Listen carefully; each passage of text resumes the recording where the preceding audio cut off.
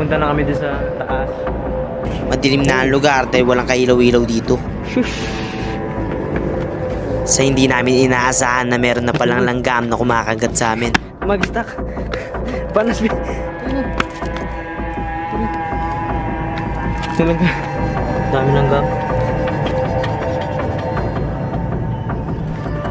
At bawal magtapon ng basura dito sa kadahilanan na sagrado ang lugar.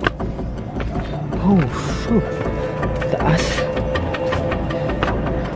At napansin na namin malalaki na ang mga hagdan dahil sobrang ng taas. Napakataas na ng hagdan dito. Tignan mo. Halos ano talaga siya. Ayun yung kasama ko. Taas na. Kaya kung hindi ka hawak dito, mahulog ka sigurado. Kasi napakataas talaga. At pagkarating namin on the top, ito ang nakita namin. Napakataas na. Oh, Talagang nakaka-satisfying talaga. mas solid pala pag gabi ka talaga pupunta dito. Ang ganda pre! Hindi ko na napigilang sumigaw dahil nakakamangha talaga ang lugar na ito. Honestly, napakaganda ng lugar. At tanggal lahat ng pagod, hirap sa pagkakit namin.